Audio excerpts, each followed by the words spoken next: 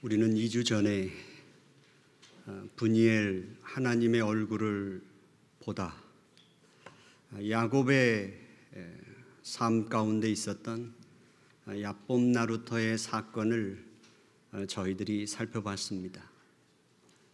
그가 전 생애를 걸고 그가 추구했던 그 모든 삶, 그 삶을 그가 내려놓아야 하는 순간, 그리고 그 재물도 아내도 자식도 그 누구도 그의 삶에 전혀 도움이 되지 않는 그 상황 속에서 하나님과 씨름하여 이긴 자, 그 야곱이 그 브니엘에서 아침 동이 틀 때 절뚝거리며 걸어가는 그의 모습은 초라하지도 않으며 그의 삶은 빈곤하지도 않고 영광스러운 하나님의 자녀의 모습을 저희들이 봤습니다. 그러면서 저희들은 우리가 살아가면서 그 영적인 하나님에게 모든 것을 우리가 집중하자고 말씀드렸습니다. 지난주에는 우리가 어리석은 사울을 살펴봤습니다.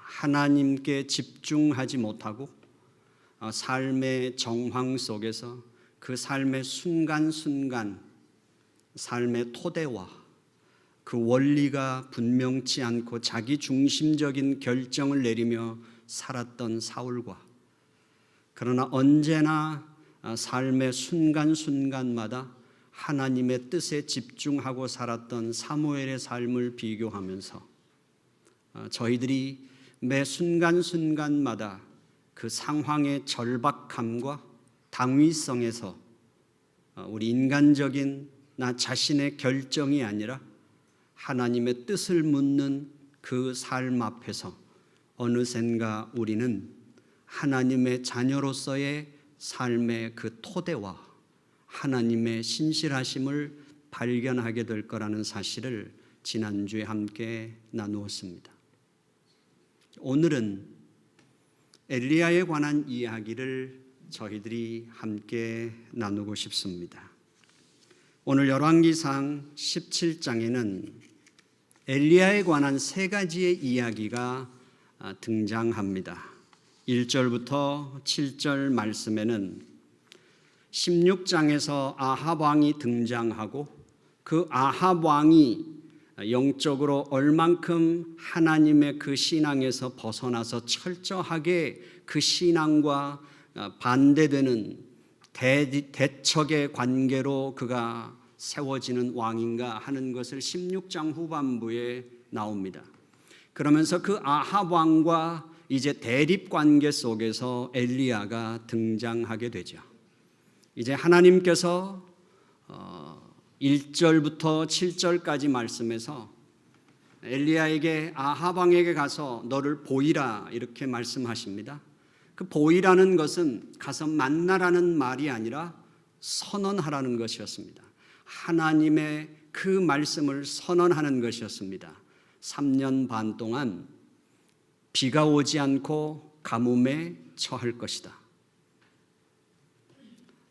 그리고 그는 그 선언을 해놓고 도망가 버립니다. 이제 왕 앞에서 전쟁을 선포하고 도망가서 그리시네가에서 지내죠. 그 가뭄의 기간 동안 그리시네가에서 그가 냇물을 마시면서 살고 까마귀를 통해서 일용할 양식을 공급받는 삶을 삽니다. 그러나 가뭄이 계속 되면서 8절부터 이어지는 말씀이 하나님이 사르밧으로 가라는 말씀을 하시고 그 사르밧으로 가서 과부의 공궤를 받는 사건이 나옵니다. 그 뒤에 마지막 세 번째 이야기는 그 사르밧 과부와 관계된 계속 연장된 이야기지만 사르밧 과부에게 있는 한 명의 그 아들이 결국 중병을 앓다가 숨을 거두는 사건이 일어나고 그 사르밧 과부는 당신이 내게 오심으로 말미암아 내가 죄가 드러나고 내 마음이 그 죄로 말미암아 내 아들이 죽은 것 같은 이 고통스러움을 왜 나에게 안겨주느냐고 원망합니다. 엘리야는 그 아들을 안고 다락방으로 올라가서 하나님 앞에 기도하고 그 아들을 살려주는 사건입니다. 17장에서 시작하면서 하나님은 엘리야에게 아합 왕에게 가서 너는 3년 6개월 동안 비가 오지 않고 가물 것이라는 것을 선포하라고 말씀하십니다. 하나님께서 아합 왕에게 하나님이 어떤 분이신지를 이제 드러내시기 위해서 선언을 하시고 오늘 24절 말씀에서는 그 사르밧 과부가 분명하게 신앙을 고백합니다. 이제서야 당신이 하나님의 사람인 것을 내가 확신합니다. 그리고 당신 입에서 나오는 말이 하나님의 말씀이라는 사실을 확신합니다. 이것이 오늘 열왕기상 17장의 이야기입니다. 이 열왕기상 17장의 이 이야기 속에서 공통적인 게 있습니다. 그 공통적인 게 어떤 거죠? 그 공통적인 게 세 가지의 공통적인 게 있습니다. 17장에서 하나님이 선언하시는 선언이 있어요. 3년 6개월의 가뭄. 그 선언은 어떤 선언이죠? 그 선언은 죽음에 대한 선언입니다. 3년 6개월 동안 한번 가물어 보세요. 지금처럼 문명이 발달한 시대가 아닌 고대 사회 속에서 천수답을 가지고 농사를 지어야 하는, 하늘에서 비가 오지 않으면 그 생명이 다 말라 죽을 수밖에 없는 그 고대 사회 속에서 3년 6개월 동안의 가뭄을 선언했습니다. 엘리야가 아합 왕에게 3년 6개월의 가뭄을 선언한 것은 이제 사망 선고를 내린 겁니다. 아합 왕조에 대한 사망 선고뿐만 아니라 그 왕조의 통치를 받고 있는 이 국가와 민족에 대한 사망 선언을 한 것입니다. 그리고 이어지는 엘리야의 그 이야기, 새 이야기의 공통적인 것을 한번 보십시오. 아합 왕에게 그것을 선언하고 엘리야가 그리시네가로 숨어 들어갑니다. 거기에 숨어 들어가면서 아직 메마르지 않은 그리시네가의 물을 마시고 까마귀를 통해서 공개를 받습니다. 그가 생명을 연장합니다.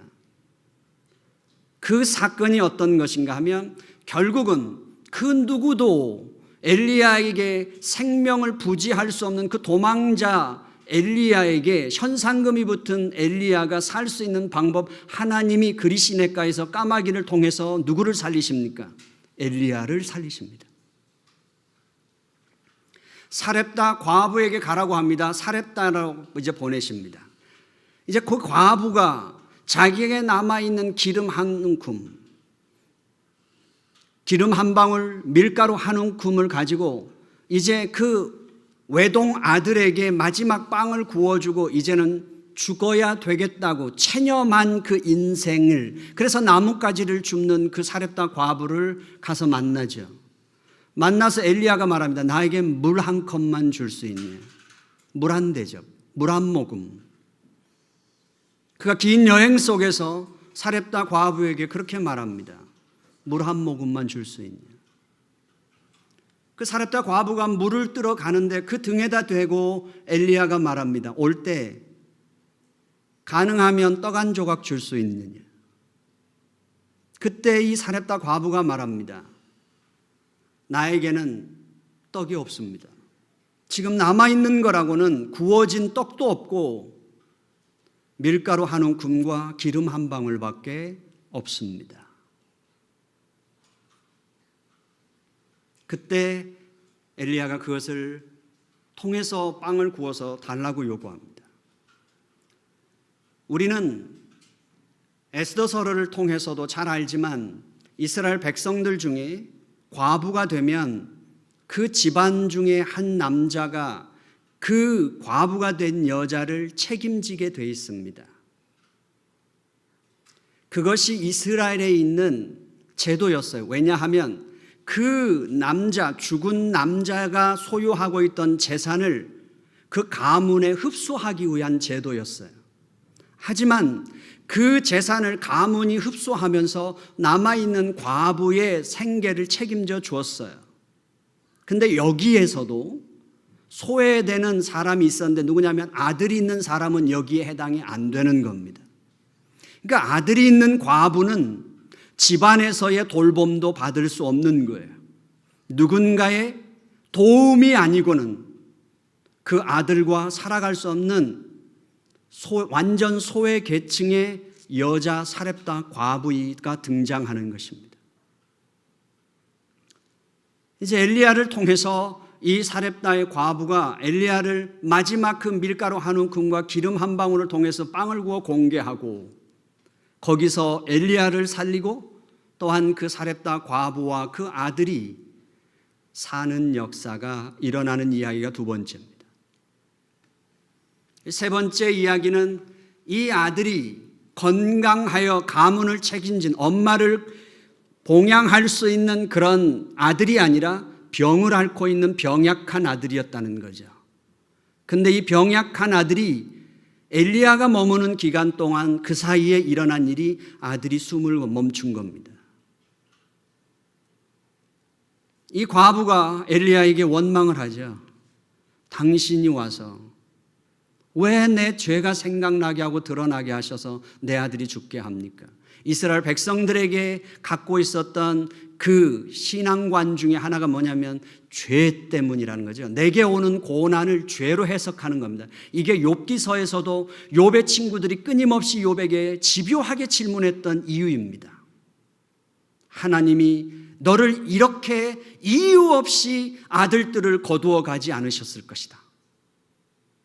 네 자녀들을 거두어 가지 않을 거고 네 재산을 다 거두어 가지 않고 네 몸을 병들게 하지 않을 것이다. 분명히 네가 뭔가 하나님의 죄가 있을 것이다. 기억나지 않아서 분명히 너는 하나님의 죄를 졌을 것이다 라고 욥의 친구들이 집요하게 요구하는 거죠. 신약 성경에 오면 예수님이 가시는 곳에서 예수님의 제자들이 이런 요구를 했던 적도 있죠. 주님, 우리를 떠나소서, 우리는 죄인입니다. 이 선언이 바로 그 주님의 거룩하신 그 주님 앞에서 그들이 죄가 발견되고 그 죄 앞에서 그 주님이 떠나가기를 요구했던 이유입니다. 오늘 사렙다 과부가 지금 사르밧에 있는 과부가 요구하고 있는 것입니다. 왜 당신이 옴으로 말미암아서 내 죄가 드러나게 하고 내 아들을 죽게 만들었습니까? 라는 그 요구 앞에서 엘리야가 그 아들을 데리고 자기가 그 집에 머무는 동안 머물렀던 자기의 그 다락방으로 그 아들을 안고 가서 기도하여 살려주는 사건이죠. 이 사건의 세 가지의 모든 내용의 초점은 살리시는 하나님입니다. 살리시는 하나님. 여러분들은 이 살리시는 하나님을 믿으십니까?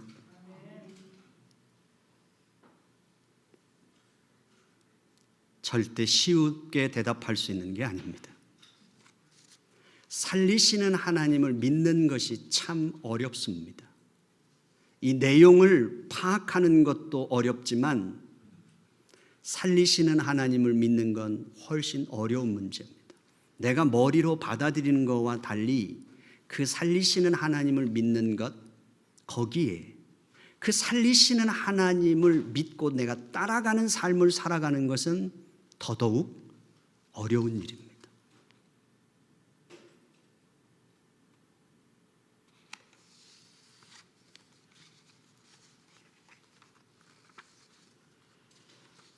훨씬 우리들이 신앙생활하면서 어려운 부분에 지금 직면하고 있는 거죠. 요즘에 한국의 결혼 적령기가 30이 훌쩍 넘어갔습니다. 30살이 넘어간 거예요. 30대 중반에 이제는 2세를 출산하는 겁니다. 왜 이 결혼 적령기가 자꾸만 늦어지고 있을까요?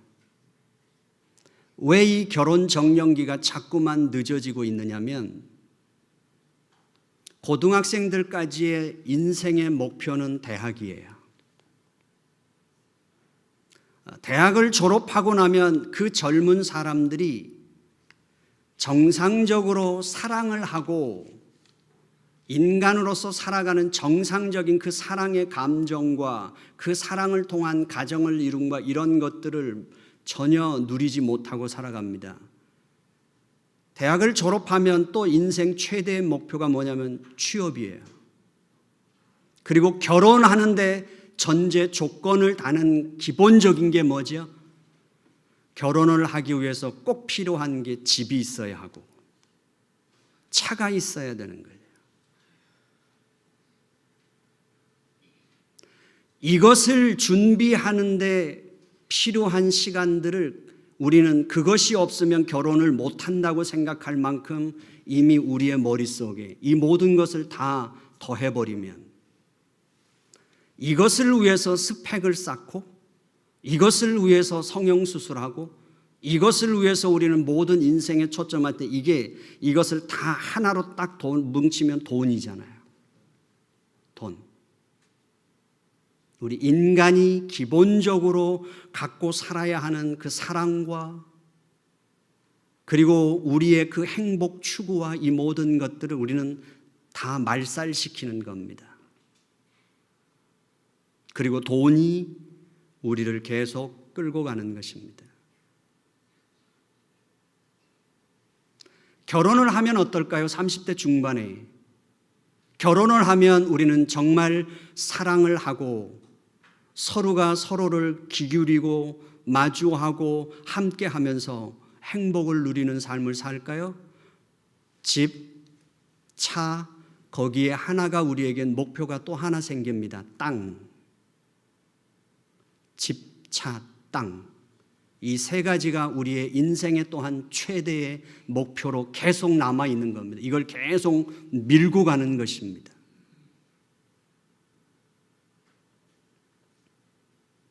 미국에 와서 사시든 한국에 살든 상관이 없지 않습니까?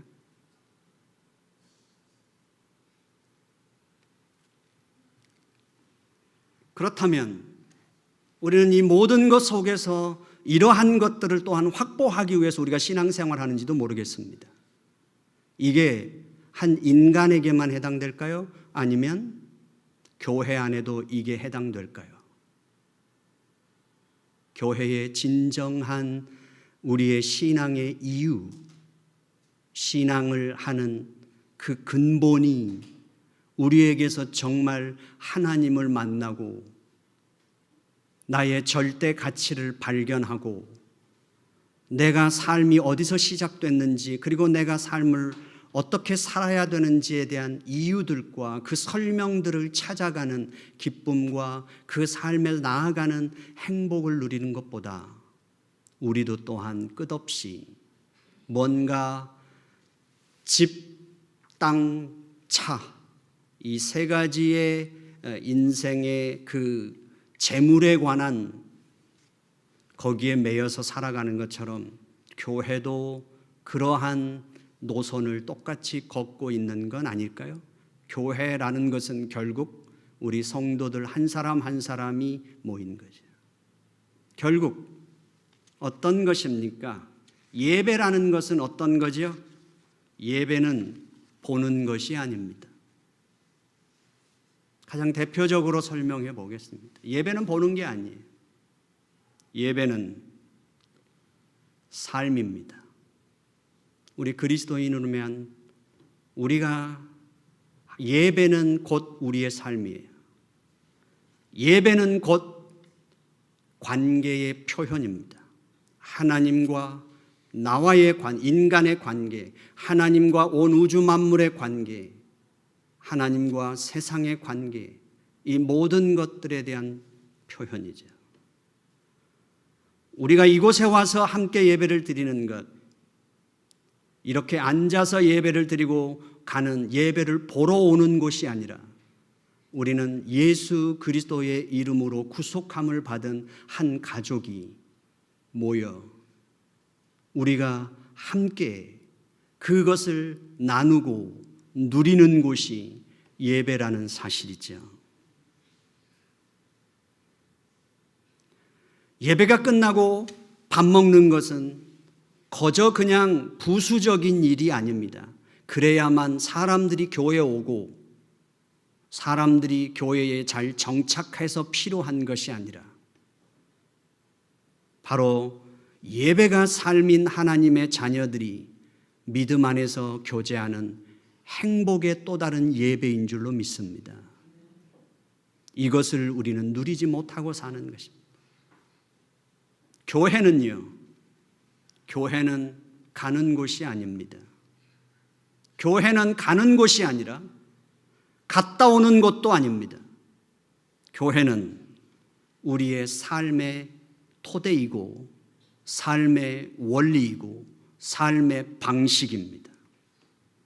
그리고 예배는 관계의 표현이라고 말했습니다. 교회는 예수 그리스도로 말미암아 회복된 그 하나님의 관계를 실현하는 것이 교회입니다. 너와 나의 만남, 그 만남 속에 예수 그리스도로 말미암아 회복된 그 관계를 실현해 가는 것, 그것입니다. 우리는 그 만남의 행복, 그 만남의 기쁨, 그 관계가 채워져 가는, 완성돼 가는 그 기쁨을 우리는 누리지 못하고 살아가는 거예요. 한 인간으로 태어나서 인간이 누려야 할 그 수없이 많은 고귀한 것들을 우리는 집, 땅, 차를 위해서 모든 걸 다 버리고 살아가는 것과 똑같이 교회도 어느샌가 우리의 신앙은 그것을 잃어버리고 살아가는 것이 아니냐 하는 것이야. 자, 그렇다면 우리는 정말 하나님을 믿는 사람일까요? 여러분들은 하나님을 살리시는 하나님을 믿으십니까? 자, 이제 오늘 본문의 역사적인 배경을 말씀드리겠습니다. 16장에서 아합 왕이 등장하고 17장에서 엘리야가 등장하면서 아합과 엘리야가 대립하게 됩니다. 대결 구도로 바뀝니다. 그 다음에 바알과 아세라 신과 여호와의 말씀이 이제 정면으로 대립하는 사건을 만들어 놓은 것입니다. 북쪽 이스라엘은 그 태조인 여로보암이 왕이 되죠. 그래서 여로보암의 아들 나답을 죽이고 바아사가 이제 왕이 됩니다. 그런데 하나님의 말씀에서 너무 많이 빗나가니까 선지자 예후가 그 여로보암의 가문이 처절하게 멸절될 거라는 사실을 예언합니다. 그리고 바아사의 아들 엘라가 왕이 되었지만 왕권이 계속해서 힘을 잃어가면서 이 엘라가 술에 취해서 자고 있는데 그 엘라 왕의 신하 중에 시므리라고 하는 신하가 그 엘라를 죽여버립니다. 모반이 일어난 것입니다. 이제 시므리가 왕이 됐습니다. 왕이 되는 걸 원치 않았습니다. 그 군대 지휘관이었던 오므리가 왕이 되는 걸 원해서 오므리를 자꾸 추대합니다. 그래서 오므리가 결국은 군대를 일으켜서 수도로 돌아오게 됩니다. 수도로 돌아와서 시므리를 압박하게 되니까 시므리가 결국은 자살하게 됩니다. 그리고 군대에 힘을 얻고 오므리가 이제 강력한 정책을 펼치면서 강국을 만듭니다. 그리고 수도를 사마리아로 옮겨서 이제 강성한 나라를 오므리가 만들었습니다. 그리고 그 오므리의 아들이 아합이고 아합이 왕이 됐습니다. 그러면서 결국은 이제 그 아합이 이방 여자 이세벨을 왕비로 맞아들이게 되면서 그 여자가 이제 계속해서 바알신을 끌어들이게 되는 것입니다. 그러면서 북쪽 이스라엘에 우상이 자리를 잡기 시작하면서 영적인 세계를 점령해 가기 시작하는 거죠. 바로 그때가 지금 열왕기상 16장에서 아합 왕에 대한 설명을 거기에 그가 어떤 영적으로 하나님을 대적하는 삶을 살았는지를 설명해 주고 있는 것입니다. 바로 이것이 엘리야가 활동하던 시대에 결국은 영적인 상태였습니다. 그래서 이제 마지막 부분에서는 이제 갈멜산에서 그 바알과 아세라 신을 섬기는 선지자들과 엘리야가 영적 전쟁을 한판 하는 것으로 이야기는 이어지게 되는 것이죠. 오늘 우리의 삶은, 우리가 정말 신앙인이고 영적인 사람이라면 우리의 삶은 언제나 우상과 대립하는 삶을 살 수밖에 없습니다. 그것이 권력일 수도 있고, 그것이 건강일 수도 있고, 그것이 교회일 수도 있고, 그것이 아내일 수도 있고, 남편일 수도 있고, 자녀일 수도 있고, 그것이 돈일 수도 있습니다. 우리는 그 대립 관계 속에서 그것이 하찮다고 말씀드리는 것도 아닙니다. 그 모든 것들은 우리에게 필요한 거지만 우리가 실수하지 말아야 하는 건 뭐냐면 그것들은 다 피조물이고 우리가 이 땅에 살아가는데 필요한 도구들이지 우리가 절대화시킬 수 있는 것은 오직 여호와 하나님 신앙인 줄로 믿습니다. 우리가 절대적으로 받들고 살아야 할 그것은 하나님 여호와의 말씀이고 우리가 우상으로 빠질 수 있는 그 모든 것들은 우리가 이 땅을 살아가는데 필요한 피조물에 불과하다는 사실은 분명하게 우리가 구분하고 살아가자는 것입니다. 여러분들이 정말 여호와 하나님을 살리시는 하나님이라고 믿으실 수 있습니까? 엘리야가 그리시네가인데 그리시네가가 어디입니까? 요단 동편이에요. 자, 이스라엘 백성들이 애굽에서 탈출해서 그 광야 40년을 지나는 동안 아주 중요한 두 곳이 있습니다. 하나는 시내산입니다. 하나는 모압 평지입니다.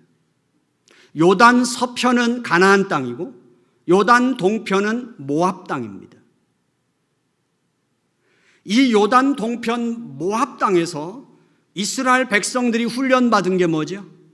만나를 통해서 훈련받은 게 뭐냐면 우리의 양식은 창고에 쌓아두는 것이 아니라는 사실을 배웠어요.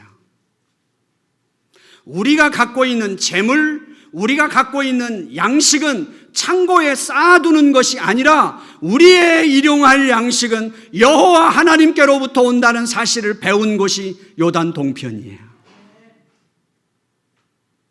이스라엘 백성들만 거기서 배운 것이 아니라 오늘 엘리야가 하나님 앞에서 배워야 했던 것도 바로 그것이었습니다. 요단 동편 그리시네가에서 그가 배울 수 있었던 것은 그리시네가의 물을 마시며 그를 까마귀를 통해서 이스라엘 백성들이 광야에서 만나와 메추라기를 통해 그들이 살아갔던 것처럼 하나님은 엘리야를 까마귀를 통해 살리시는 하나님, 엘리야에게 가르쳐 주신 하나님. 우리 생각을 초월하여 우리의 생각 밖에서 우리를 입히시고 먹이시는 그 하나님, 그 하나님을 살리시는 그 하나님을 여러분들은 믿으십니까? 사렙다가 어디입니까? 사르밧. 신약 성경에 오면 헬라어로 이곳이 사렙다입니다. 이 사르밧이 어디냐면 이세벨의 아버지가 통치하고 있는 그 땅이었어요. 사렙다에서 엘리야가 얼만큼 머물렀을까요? 얼만큼 머물렀냐면 2년 정도 머물렀습니다. 하나님께서는 아합 왕을 피하여 그 바알과 아세라 신을 섬기는 그 우상과 그 제국을 피하여 어디에다가 엘리야를 집어넣으셨냐면 바로 그 이세벨의 아버지가 통치하는 그 심장부에다가 엘리야를 집어넣어서 거기서 엘리야를 지키신 하나님. 모세를 바로의 왕궁으로 집어넣으셔서 40년 동안 그를 준비하시고 양육하신 하나님.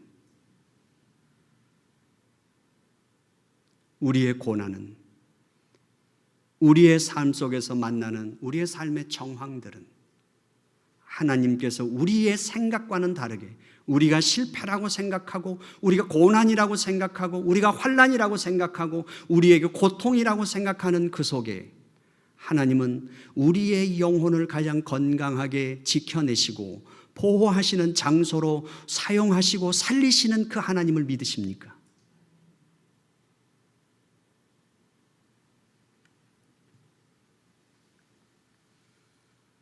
이 살리시는 하나님은 끝없이 이런 증거들을 대서 사람의 설명으로 되는 것이 아니라 여러분들이 직접 만나야 한다는 사실입니다. 여러분들의 개인적인 삶 속에서, 또한 우리 길벗교회의 현재 상황 속에서 하나님은 우리를 하나님을 대면하게 하시고 하나님을 만나기를 원하십니다.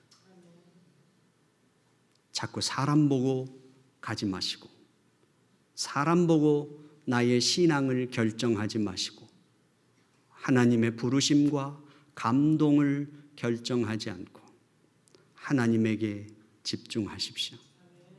그리고 여러분들이 바로 그 살리시는 하나님을 만날 수 있는 길로 성령 하나님의 인도하심을 받기를 주님의 이름